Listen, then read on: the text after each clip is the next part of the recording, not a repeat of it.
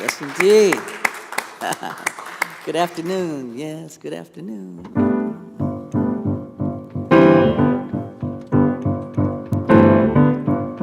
The world travelers are back. Yeah. I take a look at the person next to you. I recognize the God in you. Feel the love and the sanctuary. Lift your voice and repeat after me. We come together, we come together, we come together in the name of love. We come together, yes we do. We come together, we come together in the name of love. Now look at the person next to you. Say, God loves me and I love you too. Feel the love in the sanctuary. Lift your voice and repeat after me. We come together, we come together, we come together. We come together, yes we do. In the name of love, we come together. We come together. We come together in the name of love. From every walk of life, every creed and color, in kinship we unite, in honor of the God and each other. Now look at the person next to you. Say, namaste, I bow to you, yeah. Feel the love in the sanctuary.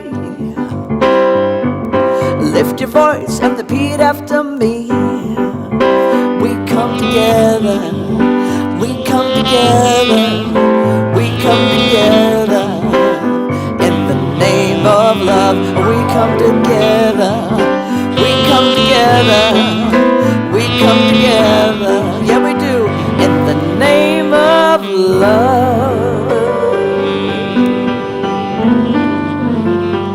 Yeah, we do. Haniel Mastriani Levy's here with me this afternoon. Welcome, everybody. Come on, sing with me. I am grateful, grateful for this day, for the love we share, the life we make, and I give thanks for all the many ways that the love of God appears. I am grateful, grateful for this day, for the love we share, the life we make, and I give thanks for all the many ways that the love of God appears. I am grateful, grateful for this day, for the love we share, the life we make, and I give thanks for all the many ways that the love of God appears. I am grateful, grateful for this day, for the love we share, life we make. I give thanks for, yeah, all the many ways that the love of God appears. Yes, the love of God is here. Doesn't it feel good to be together, to sing and to be together? Yeah, thanks for singing with me. I'm a little under the weather this afternoon. But I love all this music that I've selected for you, so just know these are my favorites, some of my favorites.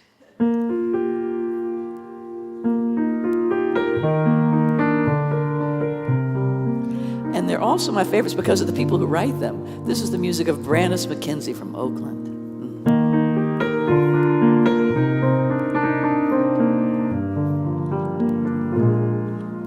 If ever a change is gonna come, it starts with me. When all of my ducks are in a row, allows me to see whatever I need right now is waiting for me. To step in and start right now, creating whatever I see. Time for transformation that heals my private nation. Whatever I can be, all I need is to see. Time for transformation. Whenever I feel it's time for change, I open my heart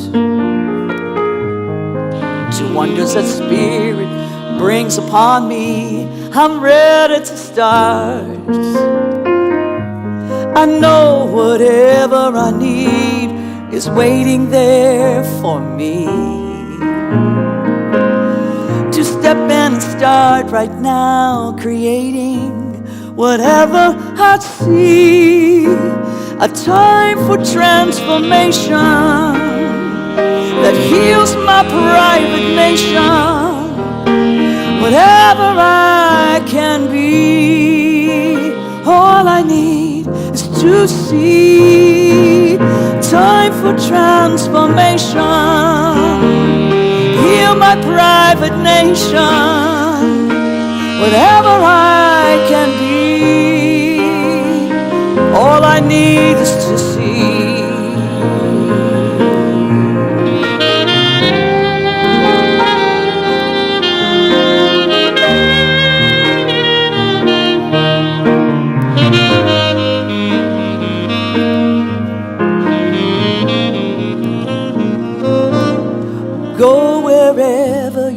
led to go. Do whatever you're led to do. Have faith and you'll see the real you. Say whatever you're led to say. Be whomever you're led to be. Have faith and you'll see the real you. It's time for transformation that heals my private nation. Whatever I can be, all I need is to see. Time for transformation heals my private nation. Whatever I can be, all I need is to see. Time for transformation.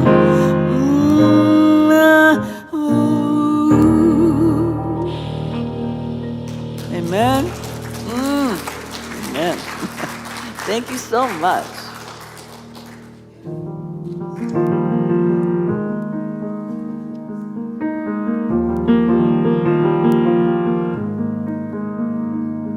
As time has unfolded me, it has revealed to me life's nothing less than sublime. With every thought I make, every last breath I take, may I be gracious and kind. Love, I invite you to open up this heart of mine. Love, cover me, light in the darkness. Love, cover me, right every wrong. Cause me to see love over hatred. Guide me to be faithful and strong. Love, cover me. Love, cover me.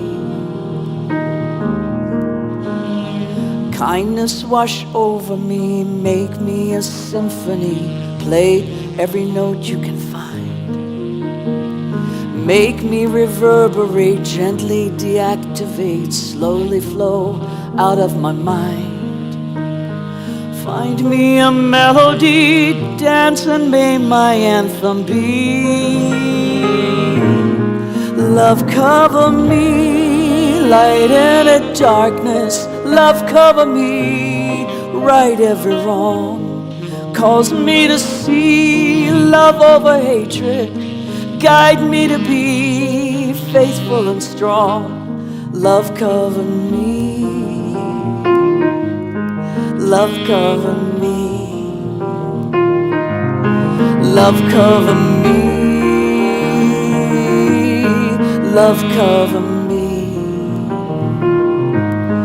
Love, cover me. I will not be shaken. I will not be moved.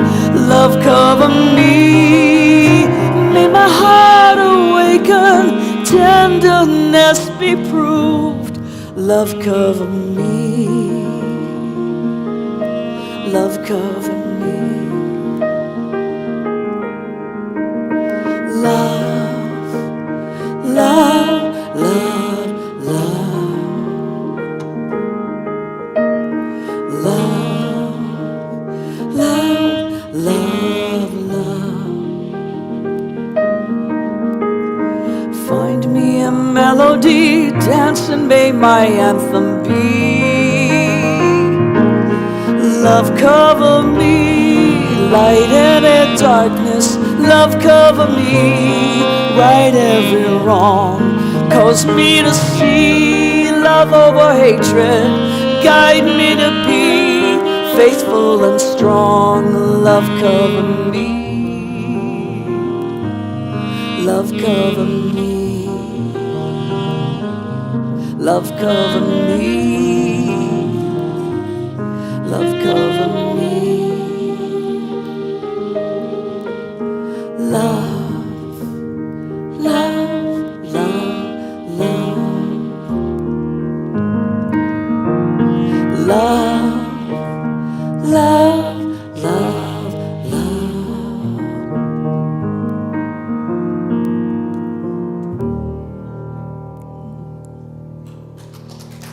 so much. Thank you. Many years ago, Jack Fowler, who's now a minister, I think in Mobile or somewhere in the New Orleans area, he was active in the music world with the New Thought movement, and Jack Fowler wrote this beautiful melody, and I love the intention behind it.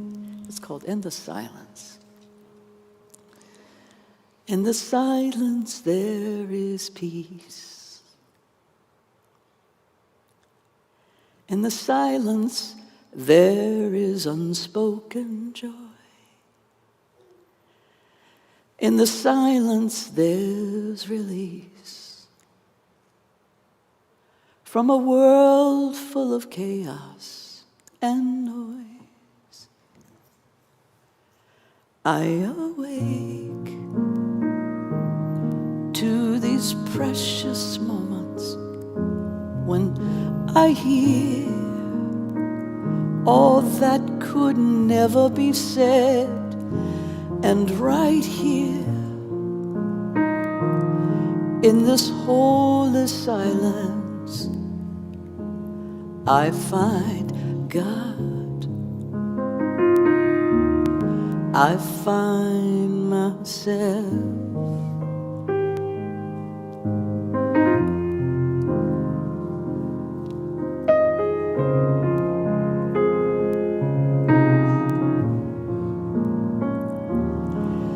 In the silence there is peace. In the silence there is unspoken joy. In the silence there's release from a world filled with chaos and noise. I awake to these precious moments when I hear all that could never be said, and right here in this holy silence I find God.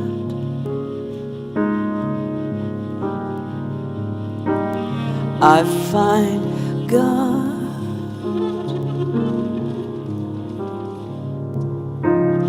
I find God.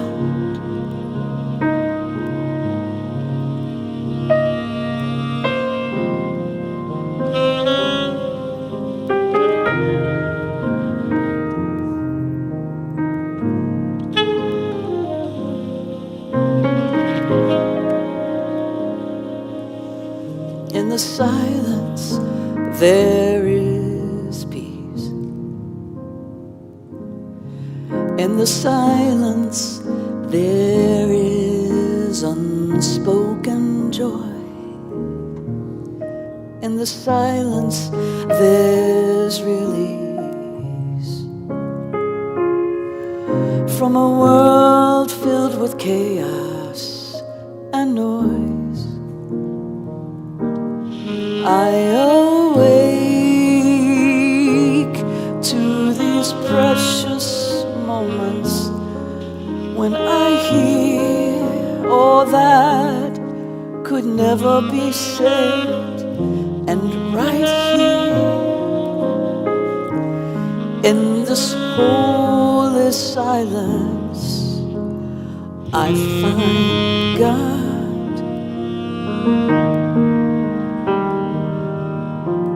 I find God.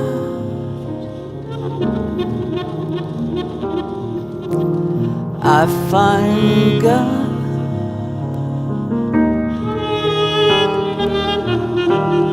I find God. I find myself.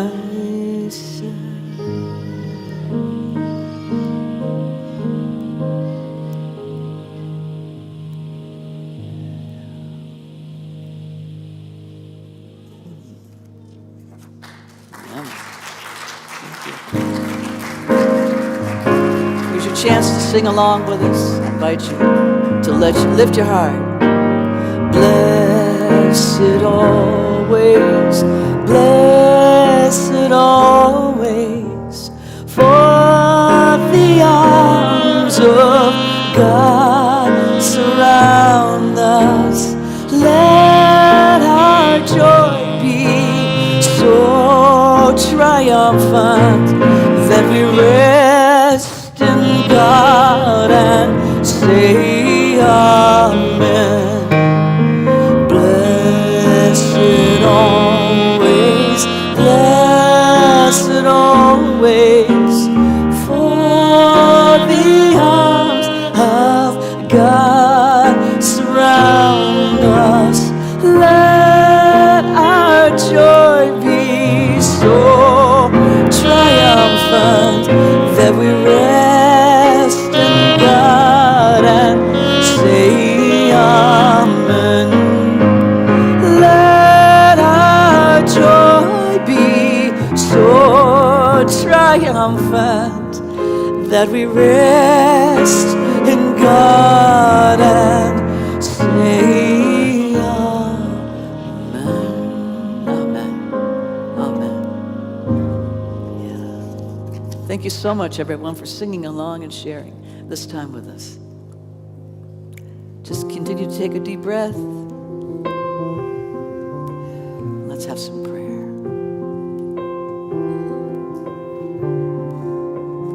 Open your mind. Unfold your heart.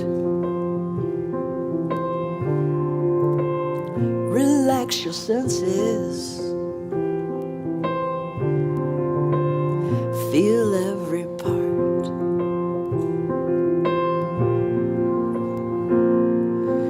You ain't got a thing to fear. Looks like love is growing here. So take your guard and let it down. Go deeper still until you come unwound. Unbound. Breathe every breath. Release your cringe. Love without waiting. Slowly unhinge.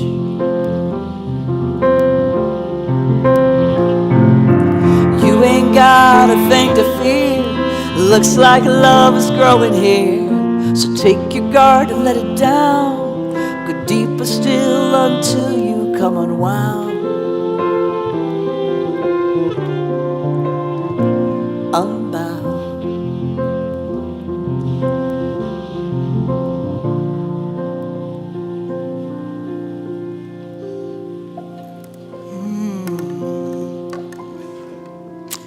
Today is the day that God hath made. We are rejoicing and so glad in it. This is what I know. I know that God is magnificent, all-knowing, all-powerful, everywhere, all the time.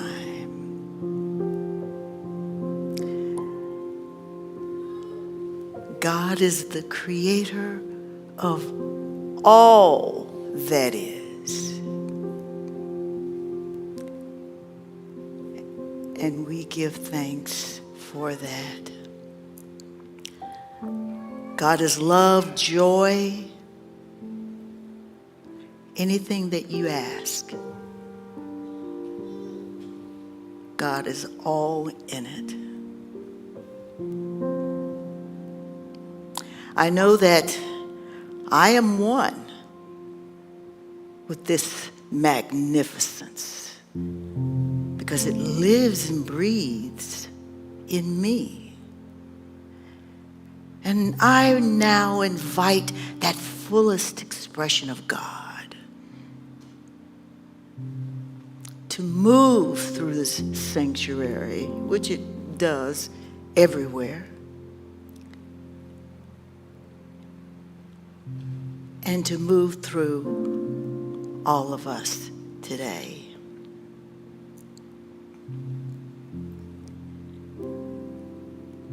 I'm grateful for this knowing, and I'm grateful for this Sunday, and I'm grateful for all of you that are here today, because we will be focusing on gratitude and giving appreciation for all that happens in our lives, and knowing that all that we give thanks for and give gratitude for and appreciation, it continues. Because we are letting our Creator know that, yes,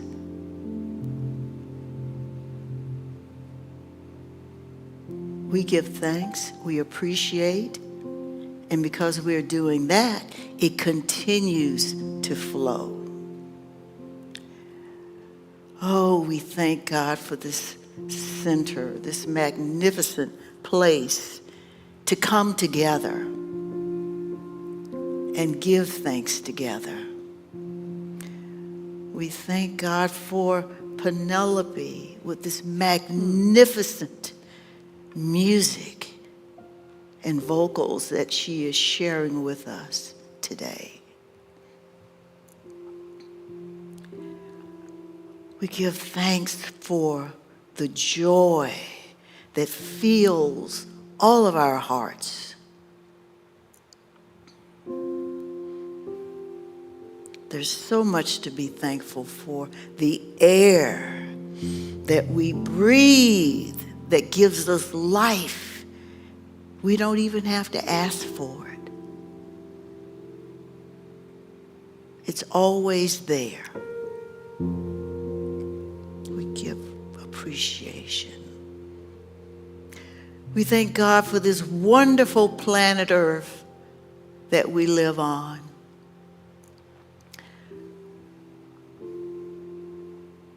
We're knowing that the peace that we experience and the peace around the earth will make its way over to the parts that are not experiencing peace right now. But we're knowing that our God is on top of all of that. So with thanksgiving, hearts of gratitude and love, and celebrations of life,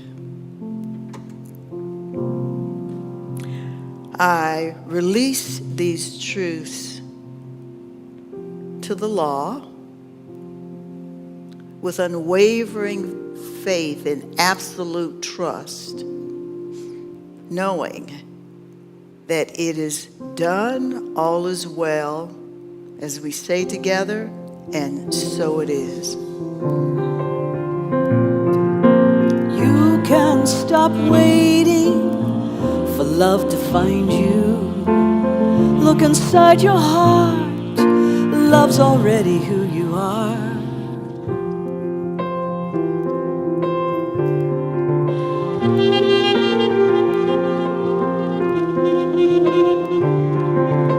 So lift up your voice. Let it be heard. Tell me your story, tell it to me. Don't leave out a word.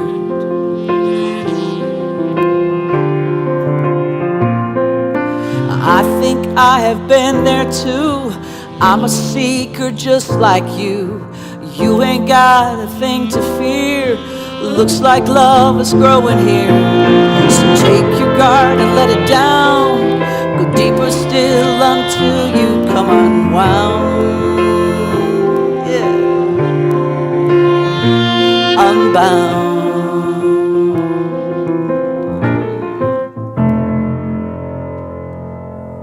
So it is. Thank you, Attila. Thank you so much. Yes, please.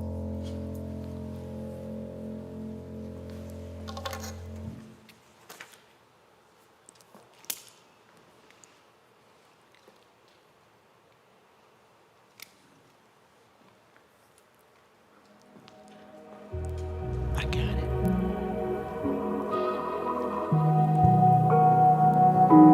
Lighting the flames of faith. A call to service.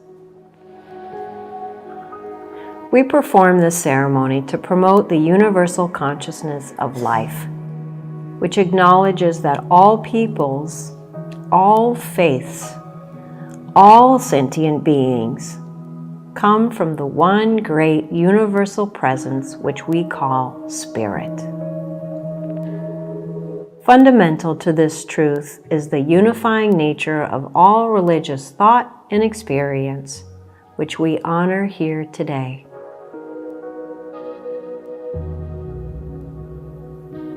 We recognize the candle for the Tao, honoring the universal path of harmony and equilibrium, the natural way.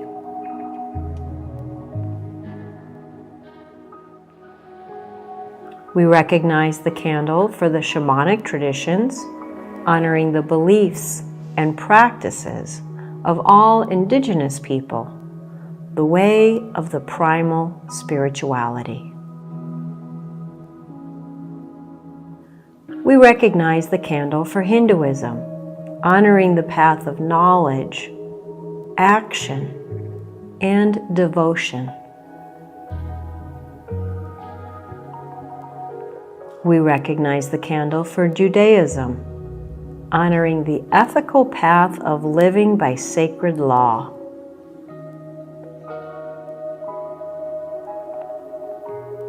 We recognize the candle for all forms of Buddhism, honoring the Four Noble Truths and the path of compassion.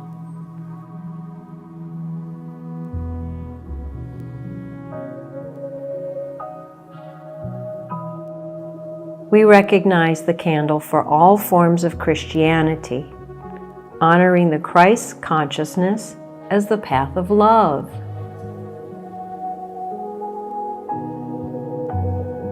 We recognize the candle for all forms of Islam, honoring the path of submission to the will of God as the highest calling.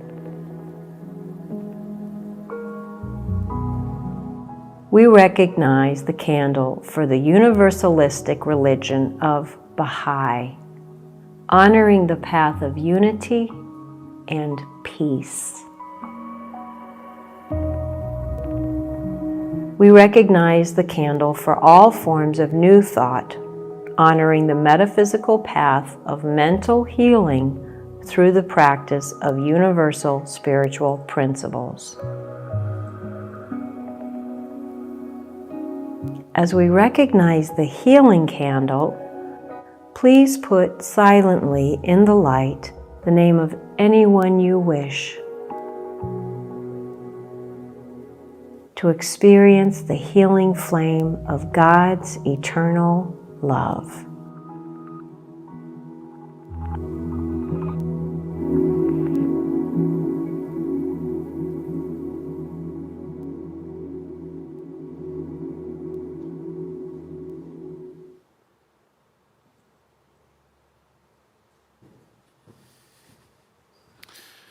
All right, good afternoon. Good to see you all. It's great to be here today. I am David Alexander, spiritual director here. My pronouns are he and his. Welcome to Spiritual Living Center of Atlanta, to this beautiful atmosphere and opportunity to connect and to deepen, to just create space. We're going to talk about creating space a little bit today. It's a delight to have you here today. If you're new to New Thought, we want you to know that newthoughteducation.com is a great place to go, in addition to our website, to learn all about all things New Thought. You'll hear more about education opportunities and community opportunities a little bit later in the service. We want to welcome everybody who's watching online on Facebook and YouTube now and in the future. Who knows what the future is now? We've moved back in time, we move forward into, I don't know, whatever it is. Time's just made up, but we're still playing with it, aren't we? But it was nice to have at least some light outside when we woke up this morning. I don't want to get in trouble. There might be people really offended by the idea that we still do daylight savings, but the extra hour worked for me. I just want to put it that way. We're focusing on gratitude this month. Science Mind Magazine, the subject for November is the mundane, the sacred, and the profane.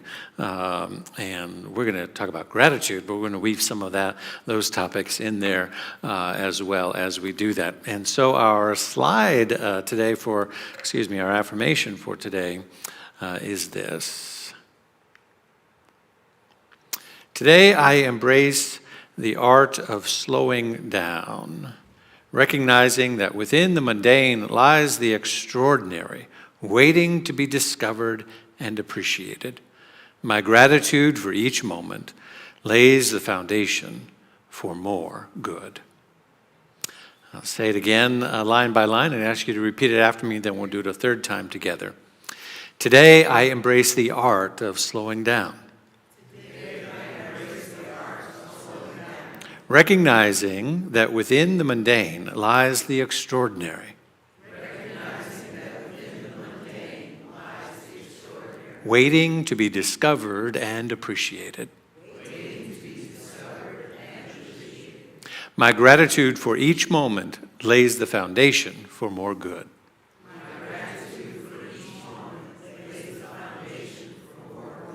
Let's take a deep breath.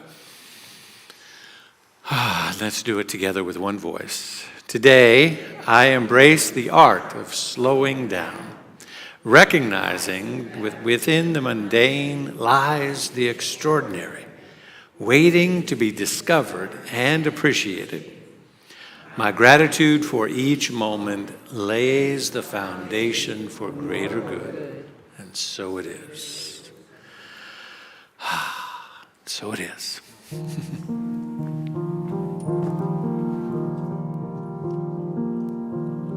I wanted to make sure we had the lyrics for you because what our affirmation that we just did really leads right into this.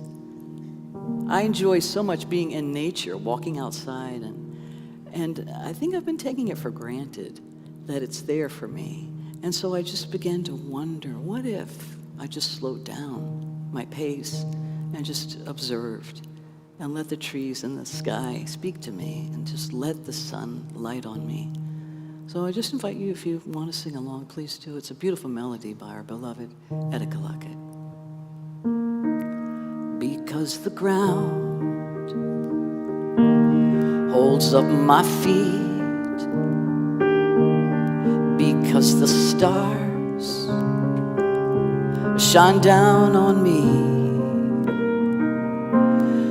for all of this and so much more, I am grateful,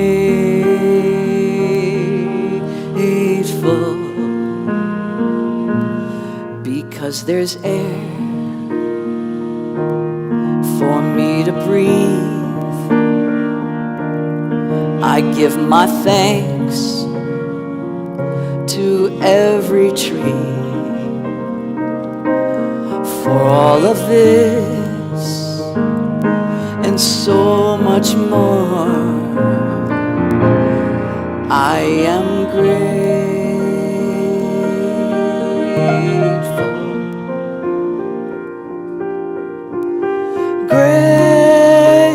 grateful, so grateful. I am grateful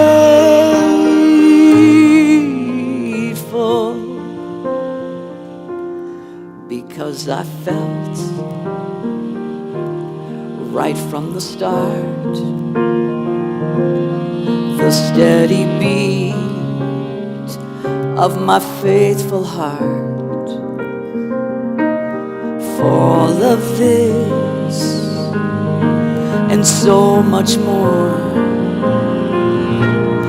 I am grateful,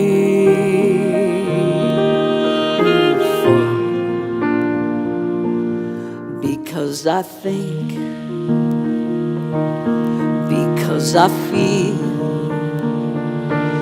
because there's mystery to reveal. For all of this and so much more, I am grateful,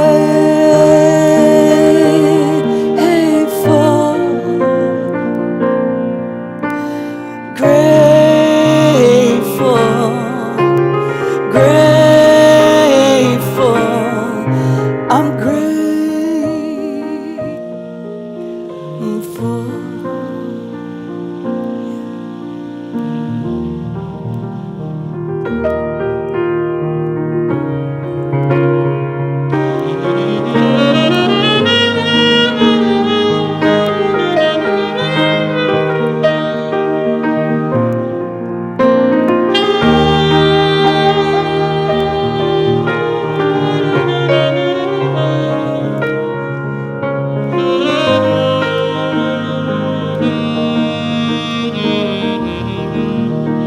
So we want to be just a little more grateful.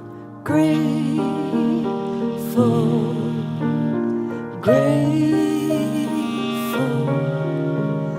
grateful, grateful. One more time. Grateful, grateful, grateful.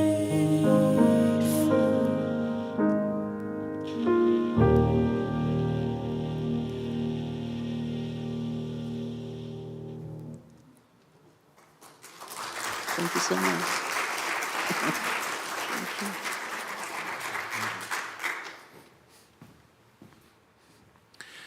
And we are grateful for our music ministry. Let's give them some more love.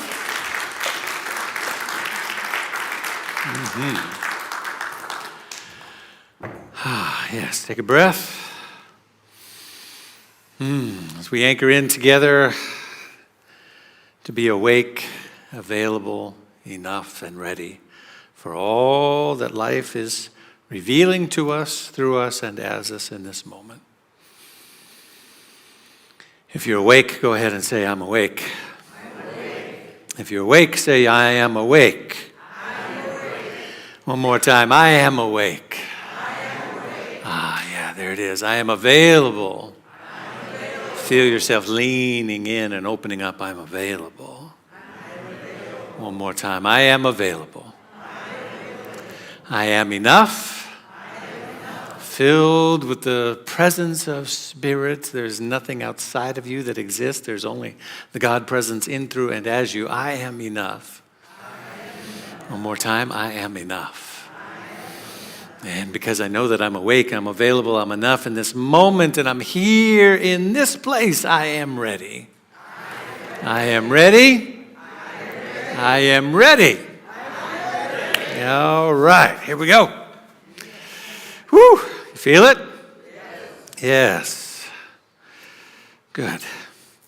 I was hoping so. So as we explore and unpackage gratitude this month, as we tend to do during this season, also incorporating some learnings from the Science Mind magazine as well, our tools for today, and that we'll touch on, we'll change some of them a little bit throughout this series a little bit. But the spiritual principle is oneness, because God is all that there is. Amen? The spiritual law is gratitude, because there is a law of gratitude. We'll unpack that a little bit more starting next week. But the law that we focus on is gratitude, that what we focus on multiplies and increases in our consciousness. And the spiritual practice specific to today is about slowing down and contemplating.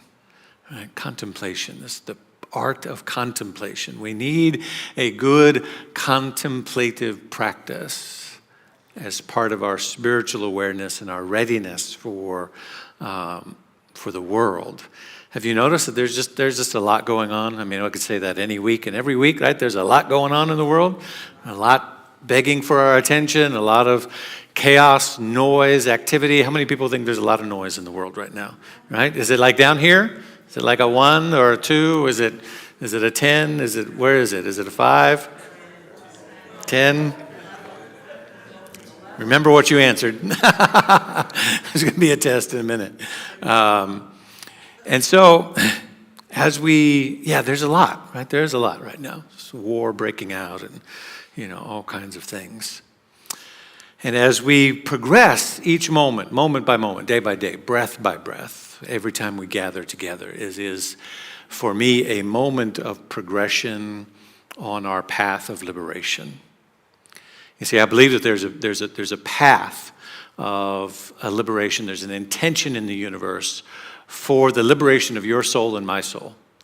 And by your soul, I don't mean like some etherical thing, like, like what's gonna happen to you after you die or whatever.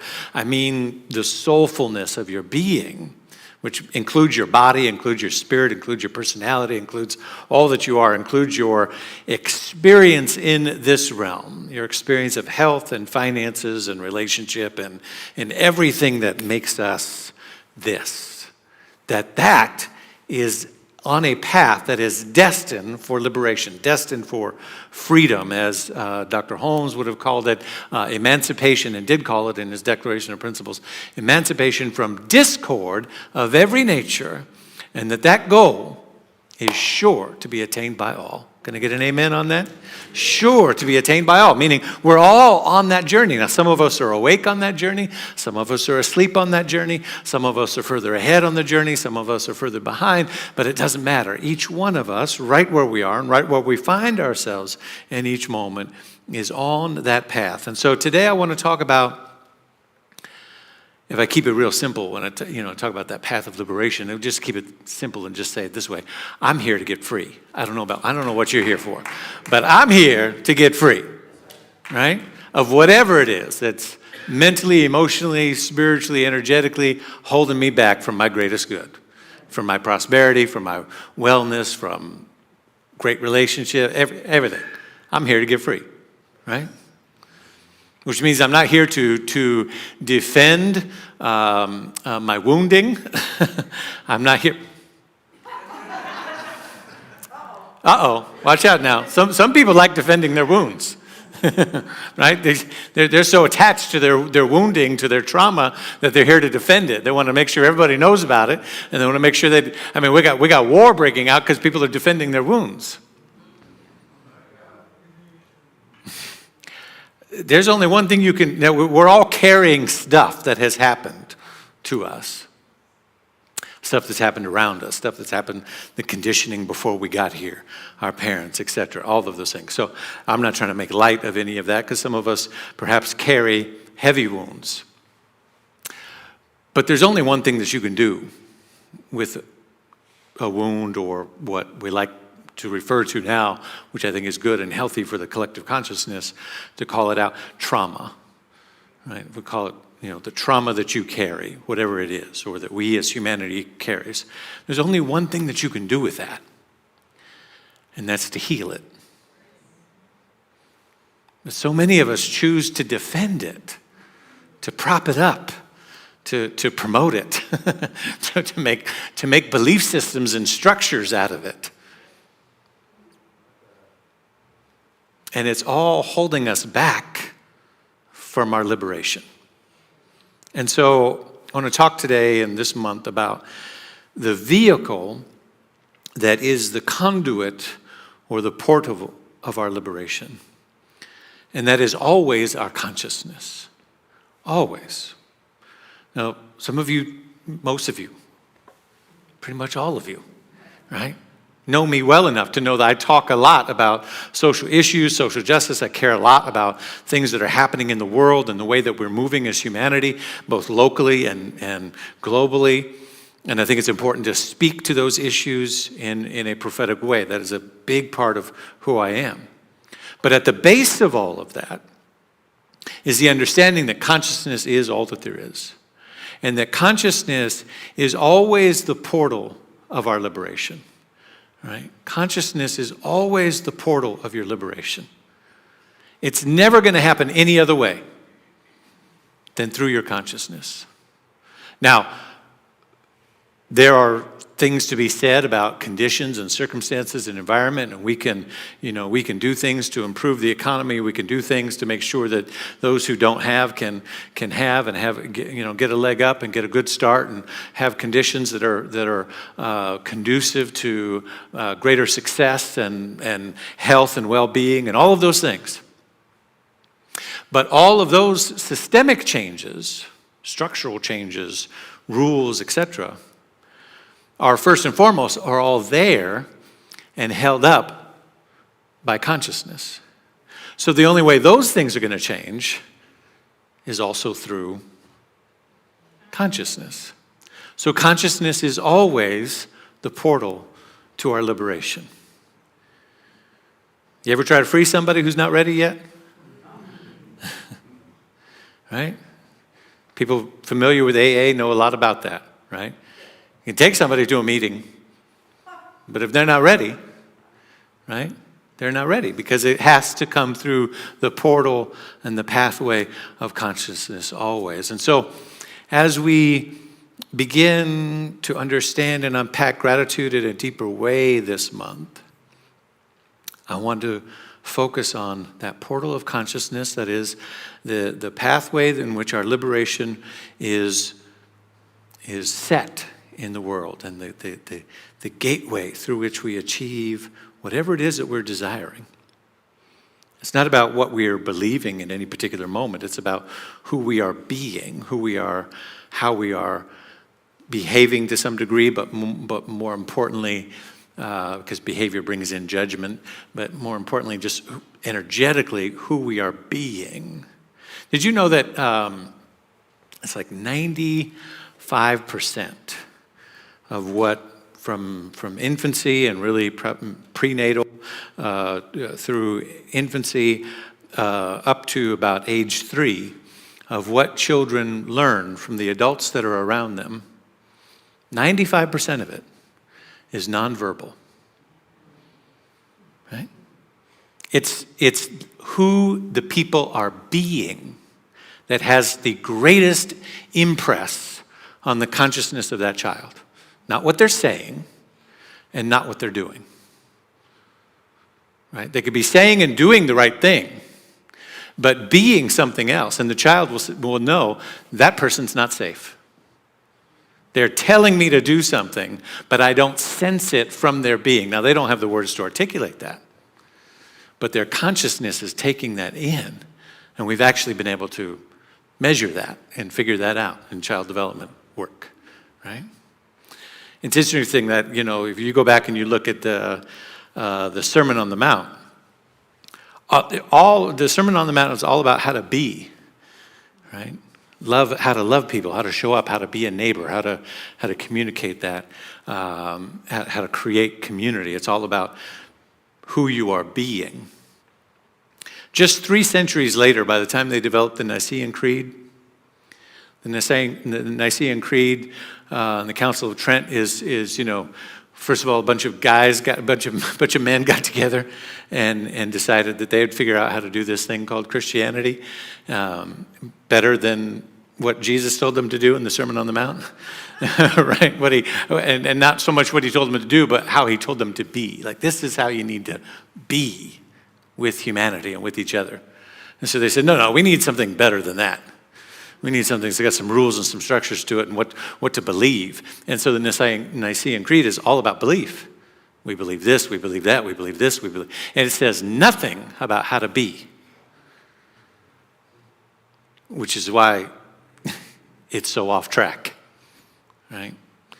Because where it's really at is who we are choosing to be in every moment. And so we are at a inflection moment, I believe, as humanity right now. Anytime war is breaking out, it is an inflection moment to take a pause and say, how are we being in the atmosphere of this moment? And everything that lives, moves, and has its being in the creation of God requires a breath, requires a reset, right? I mean, even your cars and our clocks and our phones, right? Every once in a while, you just gotta like, how do I do it now? There's not a home button anymore. I don't know what to press. It's just all glass and like, what do I do? I gotta reset it, right? I had an issue with a phone a few phones ago, and it was the one that, it's like it is now. There's just all glass, no button on it, and it was doing some weird thing, and I had to take it in, and I just thought, oh gosh, it's just broken, and it's like it got some bug, and whatever. It's just like I'm gonna have to get a new phone, and yada yada. I was in the store for less than 30 seconds. I explained it. He said, I know what's happening. He didn't, and there you go. And I said, excuse me, can you show me that? Because I don't know what you did. He said, oh, it's the button on the side and the this and the that, and you gotta toggle this one twice and then do. I was like, well, where's that written down? He's like, well, it's actually fine print and right? But we all require a reset from time to time, right? To pull back, to take a breath, to move the clock back a little bit and say, hey, wait on, let's just breathe into this in a moment. In our path of liberation, rest and reset and contemplation are extremely important. When you adopt a kind of contemplative practice as meditation, as part of your spiritual practice, it's important because it allows you to meet whatever is happening with presence. Right? Penelope talked about, walking in nature and not taking it for granted. Right now, nature is showing us. This weekend, I was just, I was in some writer block. I'm writing, trying to finish a book right now and trying to finish. I don't know, I've been telling you for months that I'm writing a book. Did you just hear what I said? Trying to finish. Hallelujah, somebody. But we're getting through it.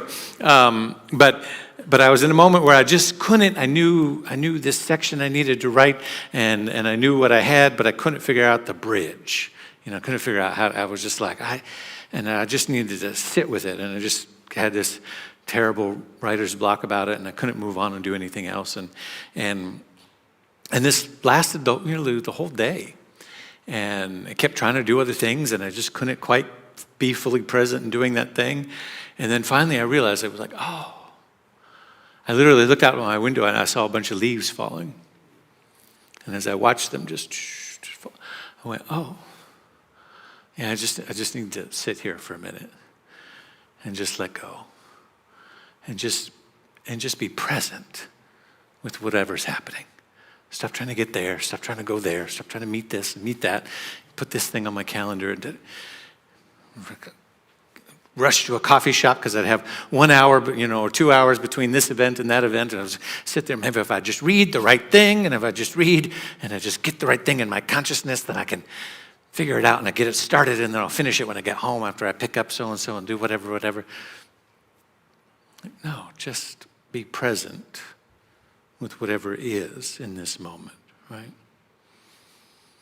That's what fall is all about. That's what giving thanks is all about. It's the conduit that through this consciousness that everything moves. I'm with my son a lot, and when I invite him to slow down, you can imagine that's a bit of a challenge. And we turn off the TV, we turn off the iPad and all the other devices, all the things that keep us occupied, and we just listen. We turn off the radio in the car if we're going somewhere. So we're just gonna have some still time. And he really struggles with it. I'm bored. I don't want to do that because it's boring. Just bored. He starts fussing. And it's like, oh. And he gets New Thought Dad comes out, and I'm just like, oh, how is it like being with that boredom? Poor kid, he's going to need therapy. Because I'm already in the space. I'm just like, we're just going to be with whatever's happening here. So just, it's all right. Just tell me what's happening. I'm not going to get upset or defensive or try to force anything to happen. We're just going to be with whatever it is, right? But eventually, we stick with it long enough, then something different emerges. And a whole different child comes out. And he finds things to be interested in, and he finds ways to engage his imagination, and he finds ways to communicate his needs and to all of that, right? Sometimes we have to examine that which we think is the mundane, that which we think is boring, that which we think is not worthy of our time, not exciting enough, not engaging enough, not big enough, not this enough, not that enough. And realize to find a different way of being with it. And so the first spiritual practice that I want to invite us into this month is to learn to quiet that part of our mind that is constantly comparing, contrasting, assessing, judging, labeling, categorizing, right? Sorting. Our minds are made for that. We're made to sort and filter threats in our environment, sort and filter decisions and just everything constantly, right? It's the reason you are a human being. And so it's hard to say that, well, just knock that off, right? And as spiritual people and as New Thought people, sometimes we go, oh, well, I don't like to categorize. I don't like to use labels. I like to, everybody's the same. God is all there is. I don't like to use labels for people or for this or for that. Or, I don't like to call things because I don't want to, use the law of mind. This is what they're saying silently. I haven't met somebody to say this out loud. But, right, I don't want to use the law of mind incorrectly and, by labeling it, then cause more of it to come into my life or da-da-da-da-da. Have you heard this? Right? So I don't use labels. I just, and I just want to, if you know somebody like that, just get over it. You're a human being. You label, you categorize, you sort, you filter, right? It's the way we move in the world. Now, every once in a while, we have to quiet that down and create some spaciousness around that. But to pretend that labeling is a bad thing or that it's not spiritual or something like that, I just go, oh, knock it off. And try going to the grocery store where they would have no labels. Right? Good luck with that. Right? Imagine going to Costco and there's no signs, no labels, no everything's in the same box. Right?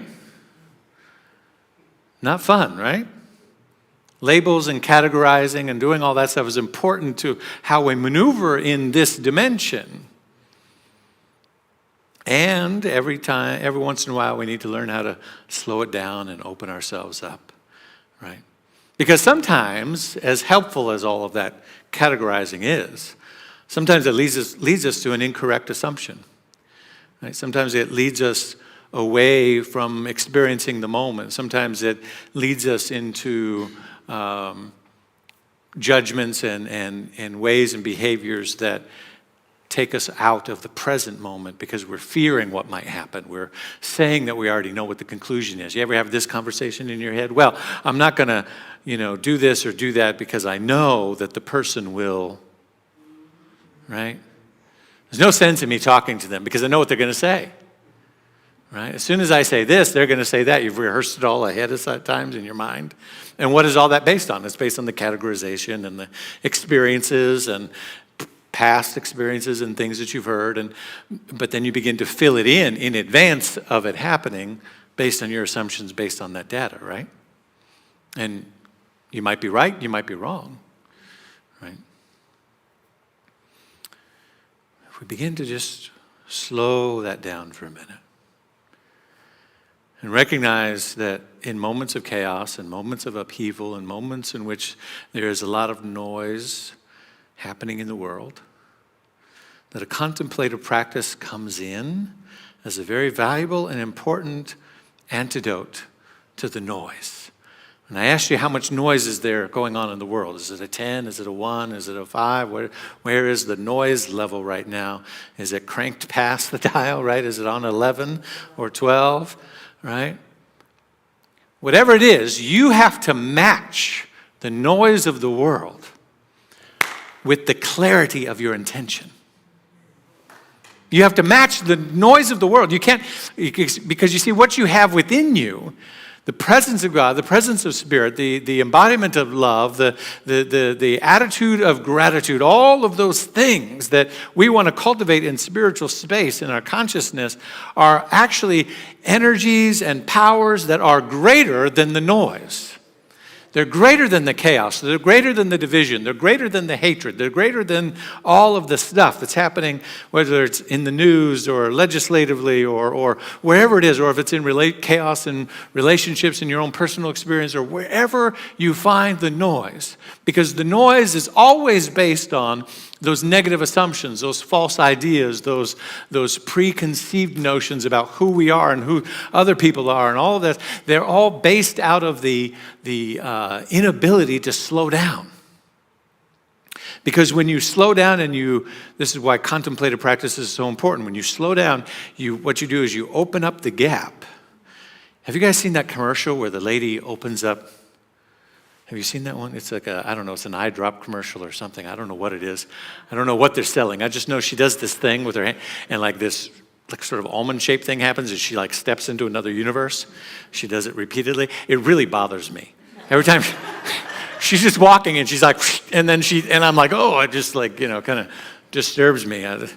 Anyway, but instead of doing that, when we contemplate, what we do is we slow down and we open up the space between the stimulus and our response. There is always a stimulus of what we're experiencing. Somebody says something, you feel something, you notice something. We're sorting and filtering stimuli constantly. But when we slow down, what we do is we open up the space between that stimulus moment and our response to it, which is our judgment, our conclusion. Is it good? Is it bad? Is it for us? Is it against us? Is it is it part of the evidence pile of why this person is this way, or why I don't like them, or why this, or why that's negative on the news, or what, we're gonna have the stimulus, and then we're gonna categorize it into wherever it fits in our little bucket. And so our brain is literally like one of those nail boards. If we, poured a bunch of marbles into it. Have you seen the one, by the way, with the colors and they all kind of line up with each other? I don't know how they do that, but it's like that. We're sorting and filtering constantly. But when we contemplate, we slow down long enough to open up that space and allow there to be something else between the stimulus and the response. And that something else is called insight. It's called insight. And when we do this and develop the practice of this long enough, then we can begin to live from insight in a way that allows us to transform conditions and circumstances, because we can see what's happening before it happens. You begin to see with the inner eye. You begin to see metaphysically in advance of things happening. You can say, I know what's really happening in this relationship. I know what somebody's saying, but I know what they need, right? I know what's happening in the world, but I know actually how I need to show up to this moment. So you see how contemplation allows you to be present with what is, open up the space for insight, and then respond from a different way. Am I making sense here? The gateway to seeing ourselves. There is a beautiful spiritual teacher by the name of Brother Lawrence. He wrote The Practice of the Presence of God. He was a soldier, 1,000 years ago, and he received this call to stop what he was doing. As a young man, he was very successful in destruction of the world, and he becomes a monk. And he received lots of insights in his practice as a monk, washing dishes, cooking, fixing sandals of his fellow brothers and in the priesthood. And he always began his tasks with a short prayer to God. And that short prayer was to recognize first God's presence and then to ask for guidance in whatever, just before the task was to begin. So he would just integrate this into his entire being so that his spiritual practice wasn't necessarily, 20 minutes separate of meditation. Of course, he was in a commune of monks and they would do those sorts of things together in the mornings and the evenings, but he made a practice of just bringing it into whatever I needed to do in this moment. I begin with an awareness that God is all there is, and then I ask for guidance as I do this activity. God is all there is, and then ask for guidance before I do this activity. What if we all tried that for a few days, for a week, for a month, right? To bring into our awareness the present activity that God is all there is, and ask for guidance before I do this thing. Right? What if you did it before you took out the trash? What if you did it before you went grocery shopping? What if you did it? I do it every time I enter Costco. I don't know about you, but when I'm searching for that membership card, I'm like, God is all there is, and Lord, be with me, guide me through this place, because lead me to get the things that I need, lead me not to temptation of the samples and the $2 hot dog. Amen.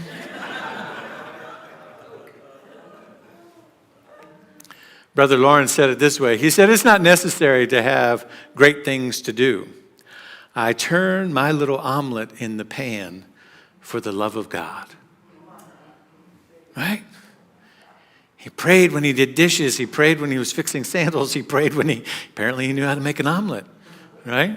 It's not necessary to have great things to do. Sometimes we want the great thing to do. We want the big insight. I'm going to, pray and meditate and develop my spiritual practice, and I'm going to have this great thing to do that's going to bring prosperity into my life. I'm going to have this great thing to do that's going to bring peace on earth. I'm going to have this great thing to do that's going to grow my business or shift my relationships overnight. I'm going to have this. Anybody searching for the great thing to do?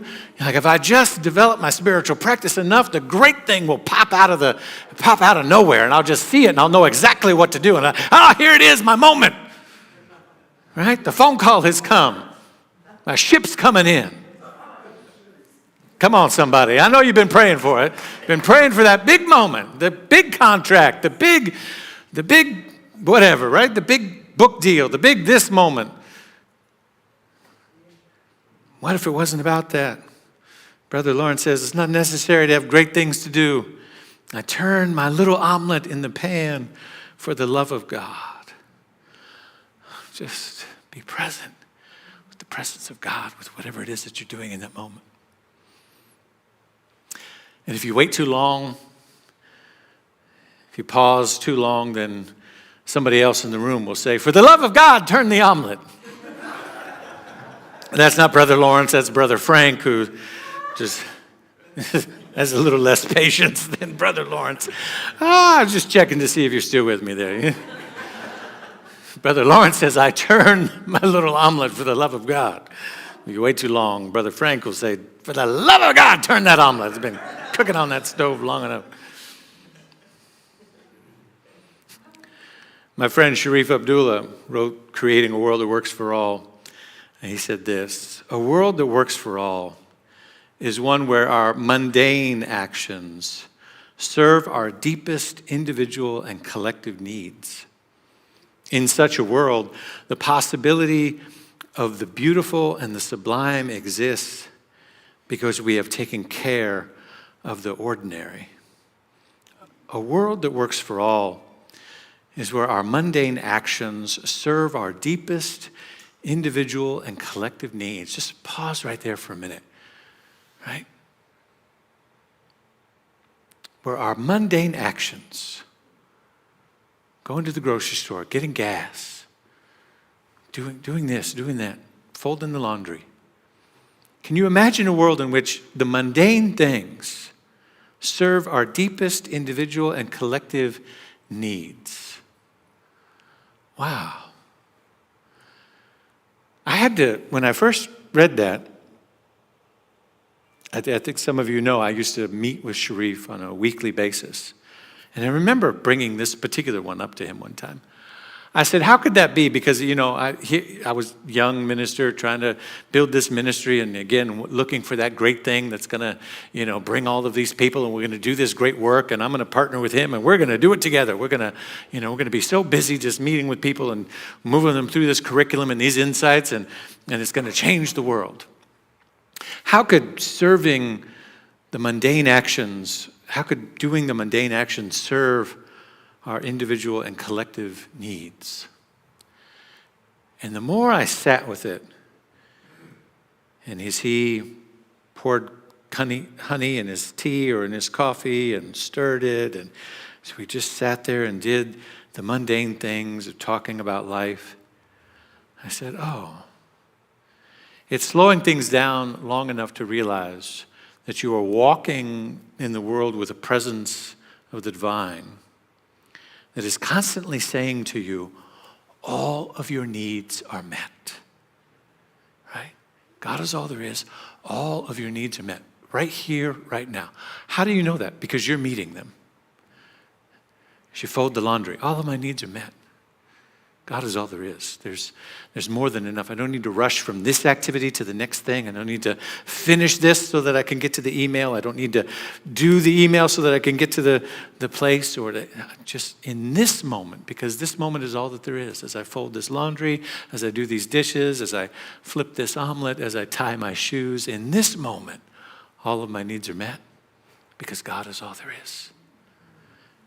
And breathing into that in such a pace that if we were doing that and everyone was doing that, all of the world's needs would be met. The collective needs of the world would be met because we were taking care of the ordinary. We wouldn't have time to be in judgment. We wouldn't have time to be holding good back from somebody else. We wouldn't have time to hold up structures of inequity or racism or sexism or homophobia or any other phobia. We wouldn't have time to do all of these things and say, no, these people aren't supposed to be in this line. These people aren't supposed to get this good. These people have to be punished for that. No, we wouldn't have time for that because we'd be taking care of our own needs. Be too busy loving and tending to ourselves and loving and tending to those in our immediate sphere in such a beautiful way that the radiation of gratitude would be moving all around us. Are you feeling what I'm saying there? Right? The second, so as we slow down and observe the mundane, is the first practice for this gratitude this week. The second comes from a story of a friend who was a photographer. And my friend was in one of those local camera clubs. I had friends in Oregon who were bird watchers and a lot of nature lovers. And this particular one, he was a practicing Zen Buddhist in his own spiritual practice. And he'd go to these beautiful places and with groups of people to do photography. They'd go to the parks, they'd go to the zoo, they'd go to the Oregon coast, and they go to all these different places. And he had this trick. He used to win all of these awards in these art galleries and shows for photography and whatnot. And I thought, you're there with a whole group of, there's like 30 people taking photographs. How did yours win? And it was before I saw a lot of his work. And what was interesting about that work is that his photographs were not of the stuff that everybody else was taking pictures of. What he did was, every time they were somewhere, so the Oregon coast, pointing at something, and the email would go out, say, we're going to go here, we're going to do this, we're going to go to the park, and we're going to look at these trees, or we're going to go to this particular monument, or this particular place, or this particular location for these reasons, because the light is good, and the sunset, and da-da-da, blah, blah, blah. And all the group would all be, pointing this way. And he would turn 180 degrees from wherever everybody else was looking, and he'd find something else, and he'd take a photograph of that. That was his secret. He wanted to see what was happening in the opposite direction of where everyone else was looking. Right? He said, I want to find beauty in the unattended places. My intention is to find beauty in the unattended places. Can you find beauty in the unattended places of your life? We're conditioned to believe that it will be in the places where we're focused, where there'll be world-saving, impacting moments and big moments. But can we find beauty in the unattended places and spaces? That's where contemplative practice comes in, that allows us to be present. Let me tell you one more thing about contemplation, then we'll go to the third and final thing.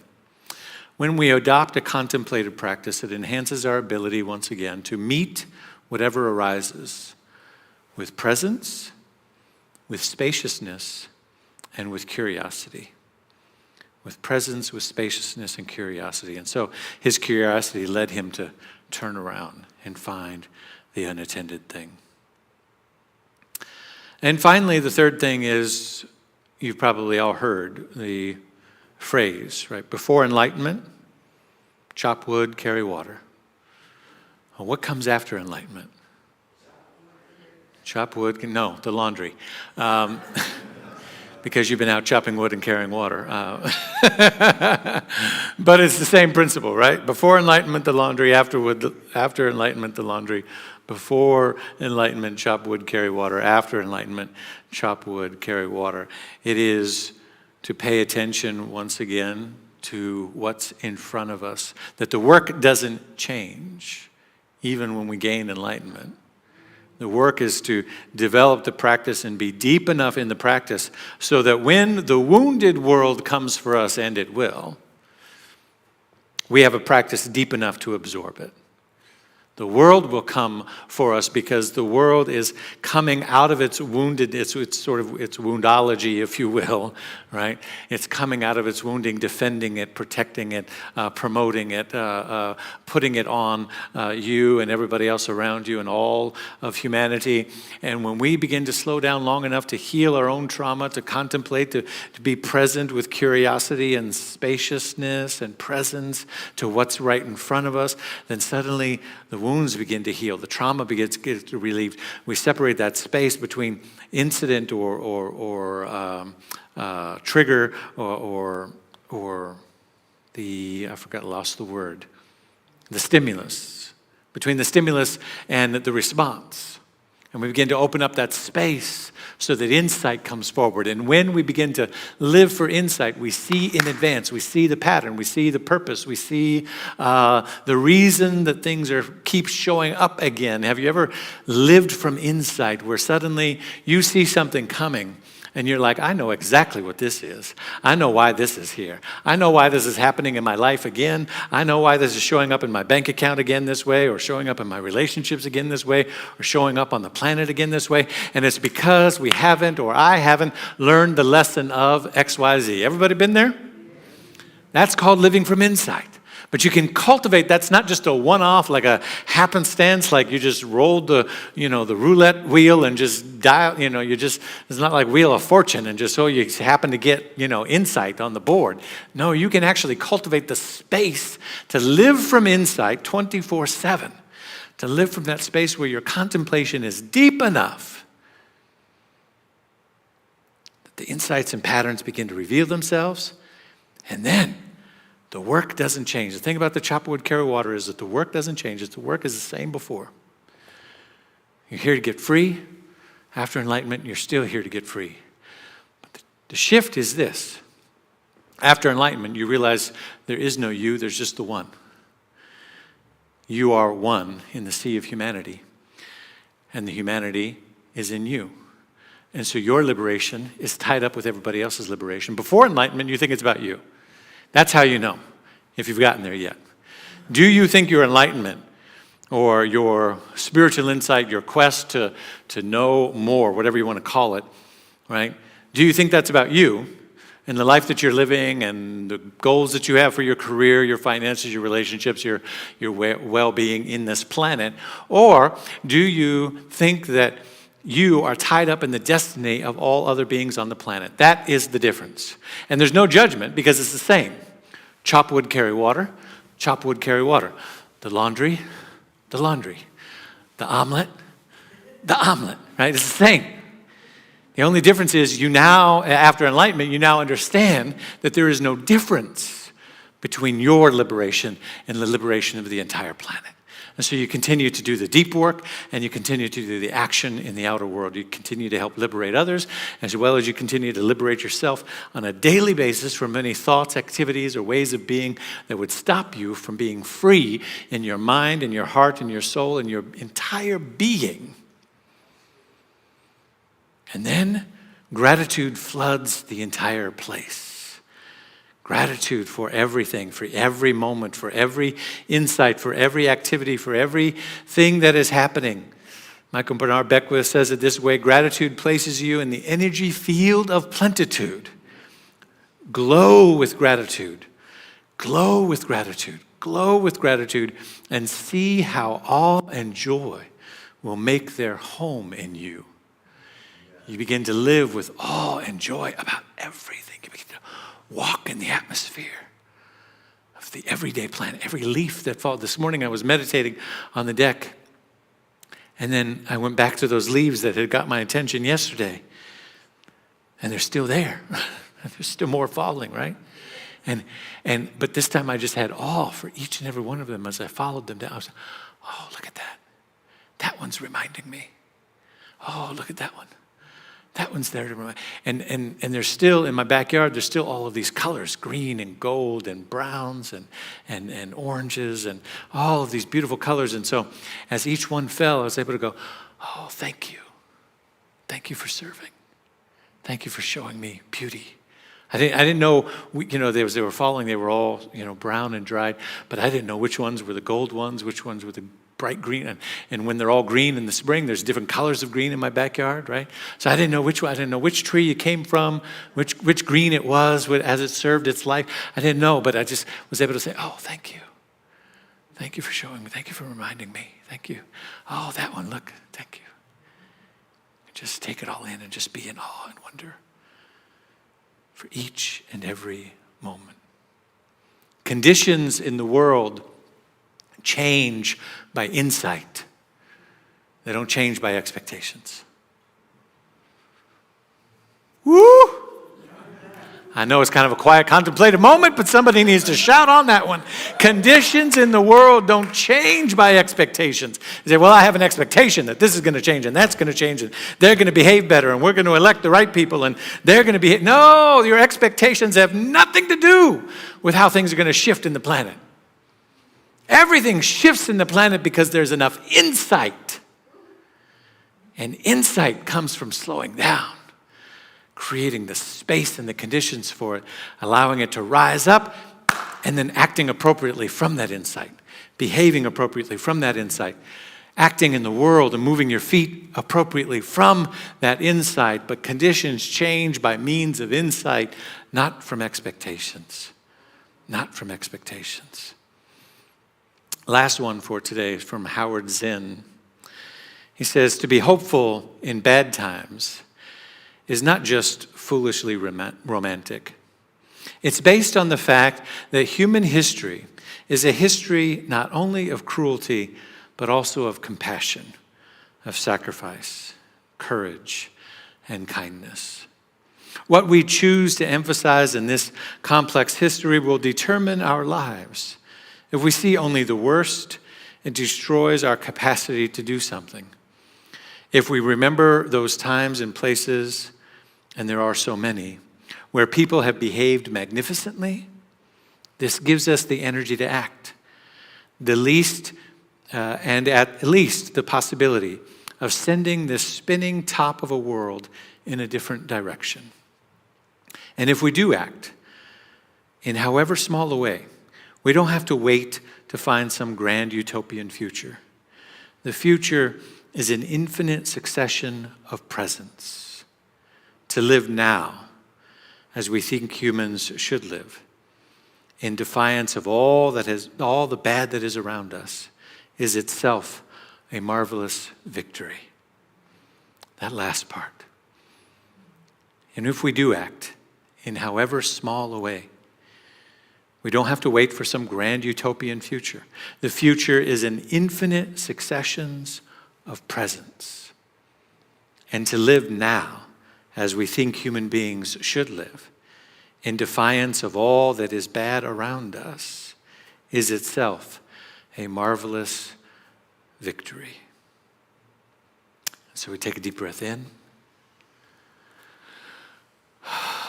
We know that that marvelous victory, that act of defiance this month is the practice of gratitude, to slow things down enough to seek to live from insight and to begin to express a gratitude practice for every single thing, regardless of our labels, our judgments, our preconceived notions.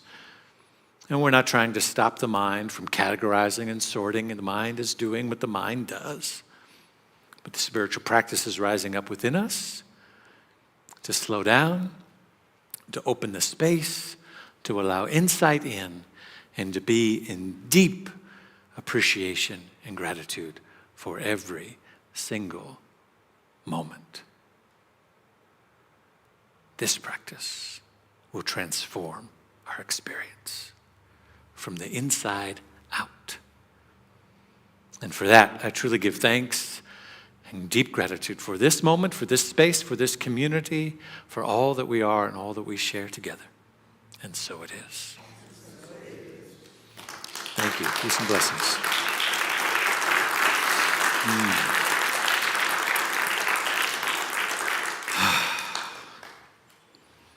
It's our time for our tithes, offerings, our gifts of gratitude, and I am so grateful for all that is circulated through this community. I'll tell you this: we need you. We need this moment. We need this moment in the service to bring our gifts to the table. The world needs Spiritual Living Center of Atlanta. The world needs New Thought. The world needs Centers for Spiritual Living. We tithe a portion of our good back to our collective organization that does good in the world, including publishing our magazine. And the world is calling for what we're bringing to the table. I believe that with all of my heart. The world is calling. And I believe that there are people right here in Greater Atlanta that are calling for this place, for the seat that's empty next to you, to know that this place exists. And you know what? They're glad that it's not in the morning. I just want to say that, because that's been tried, that's been done, and they're like, you know what, I just can't. I just got this going on and that going on. But you know what, 3 o'clock? Well, I might be available. I might be around then. I'll be interested in that. And so I know that what we're doing is so valuable and so needed. I know that it blesses our hearts because we're here. And we're showing our appreciation via our presence for that. But now let's show our appreciation via our gifts so that we can share that with all who are called to experience it. So you can text any amount to 404-800-9467. You can give online through our website. You can scan the QR code all ways through your phone, which you can do it. If you've got the good old-fashioned cash or check in an envelope, we have our containers at the doors to receive that as well. And you can come forward yourself on your way out or even now to go ahead and participate in that way. And so let's hold the gifts of whatever form they take. If we've done it online and in our automatic banking, we give thanks for that, and we simply allow gratitude to fill our hearts as we bless our gifts with these words. I live in a universe of abundance. As I freely and joyfully give, I join in the divine flow, and all that I share with life returns to me multiplied abundantly. And so it is, and so we are. Peace and blessings.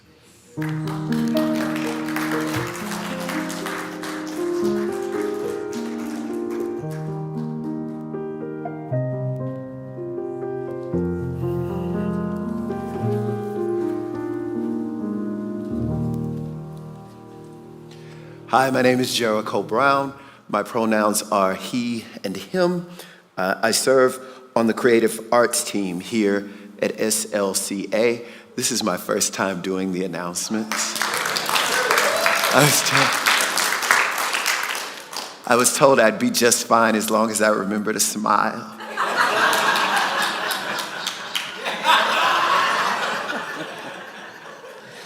For those of you who want to know more about our center or how to become a member, please connect with a Welcome Team member after service in the lobby or online. If this is your first time at the Spiritual Living Center of Atlanta, please stand or raise your hand so we can acknowledge you. Please stand or raise your hand if this is your first time. A welcome team member would like to give you a welcome card. Please take a moment to fill out and return the additional card you received to a welcome ambassador in the lobby after service for a special gift. Welcome, you belong. We have so many great opportunities to connect, grow, serve, and give at SLCA. For more information about today's announcements and other opportunities, please scan the QR code found on your monitor. That's the QR code. That's a picture of me. Nobody asked if I wanted up as the best representation of myself. Y'all have to remember that I'm single. Did you know that SLCA ties back to other organizations each month? This month we have chosen Draw Change. Draw Change is a 501c3 founded in 2009 by SLCA member Jeannie Lobato. They are dedicated to empowering impoverished children using art therapy-based programming. As you enjoy dinner in the social hall, we are asking you to join with others by drawing one world that makes you happy. Draw Change will gift these works of art to local children whose lives are impacted by having family overseas. NewThoughtEducation.com has just released New Thought 101. This introductory primer into all things New Thought/Science of Mind is the perfect way to polish up on our teaching or to share with others who want to know more. This is free. So head on over to NewThoughtEducation.com now and sign up. Join SLCA practitioner Baji Daniels next Sunday during the 5 o'clock hour for Tai Chi Qigong. Wear comfortable clothes and shoes or bring something to change into after service. This opportunity is for everyone, even if this is your first time. It is also a wonderful way to increase blood circulation and reduce stress. Baji is here. I saw. Hi, Baji. Wave, Baji. We are still in need of volunteers in all areas, from media to welcome team and even hospitality. Please consider serving at least one Sunday per month.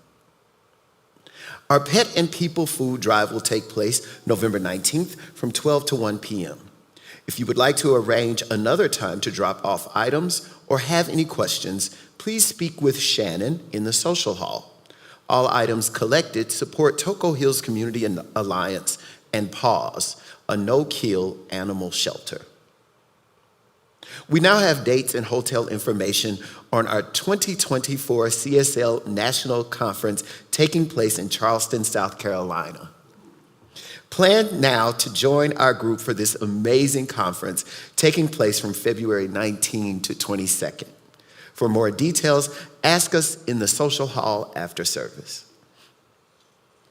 Will our practitioners who are available for prayer this afternoon please make themselves known in person and in the online chat now to be recognized? Are there practitioners here? Could you stand? We welcome each of you in need of prayer to remain in the room or to reach out to a practitioner online for one-on-one prayer with a licensed practitioner. In-person practitioners will be sitting in chairs on the sides of the sanctuary following service today. Thank you, practitioners. Thank you all so much for joining us today. We look forward to visiting with you after service in the social hall for food and fellowship, and we are excited about the new people who are joining us today. We respect your space, so we will not attack you with our hugs. But imagine we are sending hugs to you. You belong. Thank you. Let's close with a song. Thank you so much, Jericho.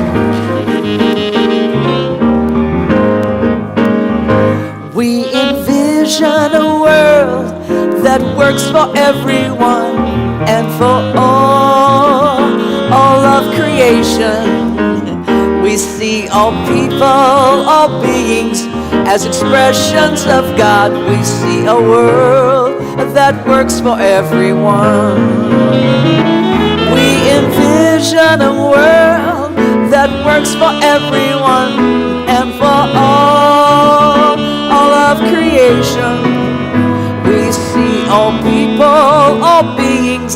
as expressions of God, we see a world that works for everyone. We see a world that works for everyone. We see a world that works for everyone. Everyone.